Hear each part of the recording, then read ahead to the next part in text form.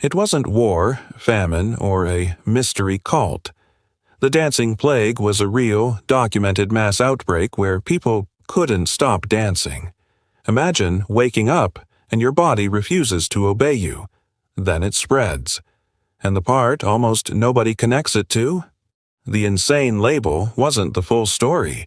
It was a clue about how fear, faith, and crowds can hijack a whole community. Stay with me, because by the end you'll understand what historians think really happened, and why the explanation might say more about us than about them.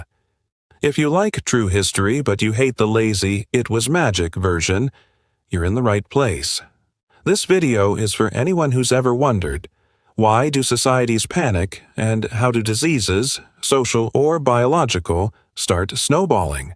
We'll cover what the dancing plague actually looked like, how authorities and witnesses interpreted it, the most credible theories historians argue about, and the uncomfortable question behind it all. Now, let's pin down the facts before we get weird. In 1518, in Strasbourg, then part of the Holy Roman Empire, people started dancing in the street. Not dancing at a festival, like uncontrolled, relentless, hours and days at a time. Some accounts say dozens joined, some say hundreds. The point is, it escalated fast enough that normal life basically broke. One detail matters a lot. Witnesses described it as compulsive. People didn't just feel like it. Their bodies seemed to take over. Here's where it gets tense. People reported exhaustion, injuries, and collapse. And the more it happened, the more the story spread, because crowds amplify whatever they believe is happening. In a moment, I'll show you what authorities did next, and why their solution may have made it worse. Most people hear dancing plague and assume the authorities were like, mystery resolved, everyone go home. Nope, they treated it like a crisis of order and morality. One story says officials tried to move dancers into larger spaces and keep them going, even hiring musicians. So instead of isolating cases or slowing contact, they basically created a bigger stage. And the word insane shows up in descriptions, not because we have a modern psychiatric diagnosis, but because fear needs a label. Here's the thing, when a community believes something is supernatural or contagious, it can trigger real, measurable effects. Heart rate spikes, breathing changes, stress hormones, everything that makes the body feel out of control. Next, we're going to talk about the leading explanations. And one of them is painfully human. Now here's where it gets interesting.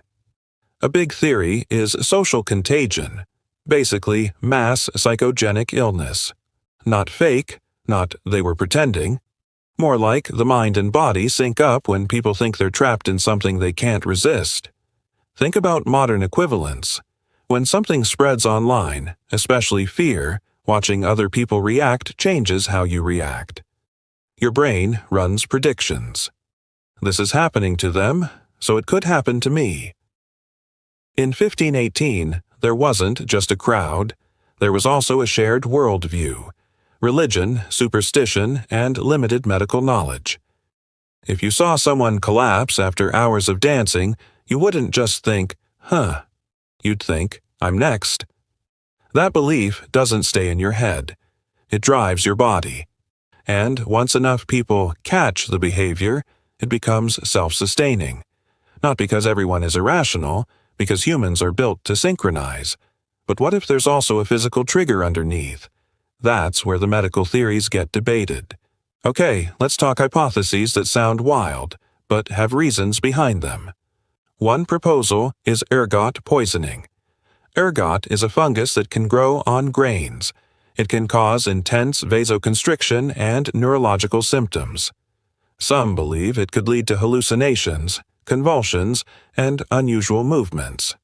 Another angle is neurological or toxic causes that we can't easily prove with 500-year-old evidence. Here's the frustrating part. Records are messy. Witnesses might exaggerate numbers or blur timelines, and translations can shift meanings. But the reason these theories stick is this. The dancing wasn't random. It had patterns: sudden onset, repetitive movement, prolonged episodes. So the strongest take many modern historians lean toward isn't either /or, it's both /and. Maybe there was a physical trigger, something in the food supply or an environmental stressor. Then social contagion took over, keeping the outbreak alive. If you've ever seen someone spread anxiety in a group, now you know how that could work, historically. Still, there's one missing puzzle piece that makes this story uniquely disturbing.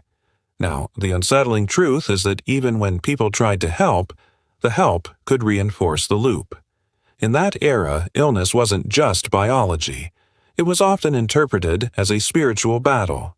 Punishment, possession, sin, divine test. If you interpret a symptom as a sign, you act differently. And dancing is complicated. It can be spiritual. Think religious festivals, trance-like movements, rhythmic prayer.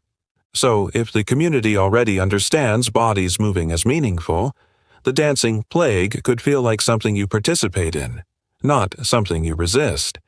That's where blame shows up too. If the community thinks insanity is contagious, they might shame victims. Shame makes you hyper-aware. Hyper-aware people check sensations constantly. Then the body starts producing stronger stress responses. And those stress responses can look like compulsive movement. Here's the kicker. Once the story becomes famous, even locally, it becomes a script. New cases may be shaped by what others expect to see. Humans don't just react to events, they react to the story about the event. Next, I'll tell you what I think is the most likely mechanism overall, and what you can steal from it for today. If I had to stitch together the most plausible explanation, I'd say 1. Something disrupted people's bodies. Stress, illness, maybe a toxin or neurological trigger. 2. The crowd interpreted the symptoms through fear and faith. 3. Authorities responded by concentrating and sustaining the activity. Music, movement, gathering. 4. That feedback loop turned a cluster of cases into a wave. Does that mean there was one single cause? Probably not. And that's why historians argue, because mass events almost never have one clean button you press. But the takeaway is modern. When uncertainty and fear spread, your brain fills gaps by copying what you see. You don't need a fungus on grain for a plague to start. You need a belief that your body is losing control, and a group to reinforce it. So, if you're ever in a stressful crowd, online or in person, and you notice panic spiraling, pause. Ask yourself, am I reacting to a fact, or am I reacting to the story? Because that question, right there, can break the loop.